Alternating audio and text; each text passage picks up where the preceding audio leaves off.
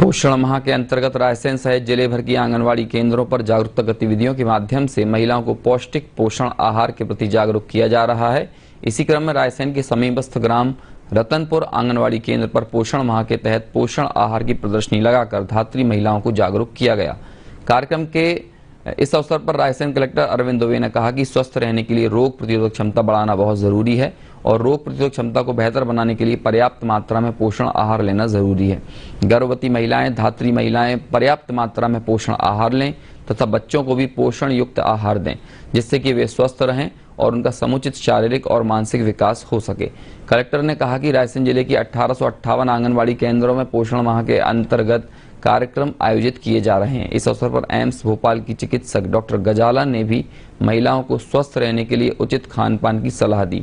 वहीं इस अवसर पर जिला परियोजना अधिकारी दीपक संकत, सांची परियोजना अधिकारी योगेंद्र राज, सुपरवाइजर अंजू कौरपे भी मौजूद रहीं।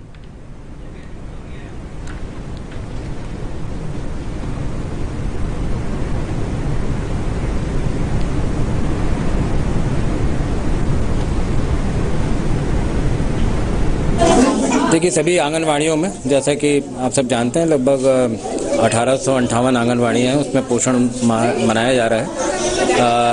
माननीय प्रधानमंत्री जी और माननीय मुख्यमंत्री जी के निर्देशों के अनुरूप इन पोषण माह में सभी आंगनवाड़ियों में जो यहाँ के हितग्राही हैं, धात्री माताएं हैं, जो महिलाएं यहाँ आती हैं और जो बच्चे हैं, उनको पोषण के संबंध में जानकारी दी जा रही है। और जो हमारी महिला बाल विकास विभाग के द्वारा जो आंगनवाड़ियों की जो सेवाएं दी जा रही हैं, ये इन सेवाओं की जानकारी देके लोगों में जन जागृति पैदा की जा रही है कि स्वस्थ जो माँ है और माँ स्वस्थ रहेंगे तो उनके बच्चे भी स्वस्थ रहेंगे और दोनों स्वस्थ रहेंगे तो निश्चित रूप से हमारी स्वास्थ्य सेवाएं और बेहतर होंगी। ये पोषण माह प्रोग्राम जो चल रहा है, इसके तहत हम ये देख रहे हैं कि हर जो माँ है, जो गर्भवती है, उसको कैसा उसकी काउंसलिंग कैसी हो रही है, खान पान कैसे कराना है, उसको खुद को कैसा ध्यान रखना है अपना खाने के लिए भी और साफ सफाई के लिए भी। उसके अलावा जो महिलाएं माँ बन चुकी हैं, यानी कि अब जो दूध पिलाने वाली माताएं, धात्री माताएं हैं, वो लोगों को अपने क्या देखरेख करनी है, वो जो खाएंगी वही खाना उनके बच्चे को जाएगा दूध के तौर पे, तो वो पोषण उनके बच्चे को मिलेगा। तो यही देख हम क्या ध्यान रखें कि एक धात्री महिला क्या खाए।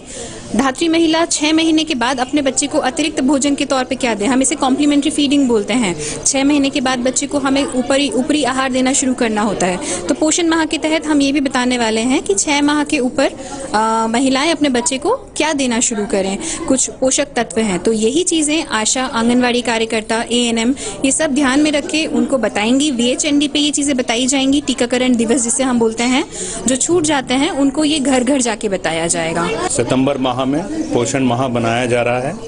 पोषण माह की शुरुआत आदरणीय प्रधानमंत्री जी ने झुंझुनू राजस्थान से की थी।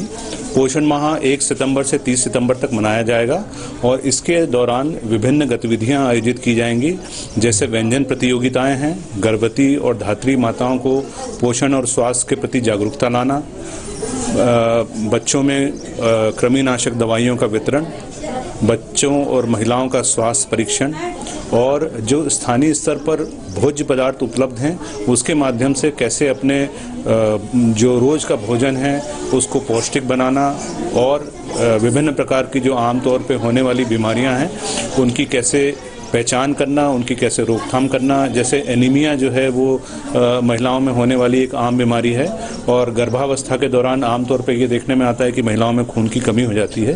तो इसकी कैसे सरल लक्षणों के माध्यम से पहचान करना और एनीमिया का कैसे घरेलू नुस्खों के आधार पर रोकथाम करना, इस बारे में महिलाओं को निरंतर बताया जा रहा है। इसी कड़ी में आज रतनपुर आंगनवाड़ी केंद्र सांची परियोजना का एक छोटा सा कार्यक्रम आयोजित किया गया था। इसमें हमारे यहाँ की एक विशेषज्ञ पर्यवेक्षक हैं श्रीमती अंजू कौरपे। आप पोषण विशेषज्ञ हैं और पौष्टिक व्यंजनों को बनाने में बहुत इन्हें महारत हासिल है। इनकी जो प्रदर्शनियां हैं उसको माननीय मुख्यमंत्री जी ने और माननीय राज्यपाल महोदय ने भी बहुत सराहा है। आज इन्होंने एक छोटी सी यहाँ पर पौष्टिक व्यंजनों की प्रदर्शनी लगाई है। इसके माध्यम से हम ग्राम की महिलाओं को ये बताने समझाने का प्रयास करेंगे कि ये किस प्रकार से अपने भोजन में विविधता लाकर अपने पोषण और स्वास्थ्य में सुधार ला सकते हैं।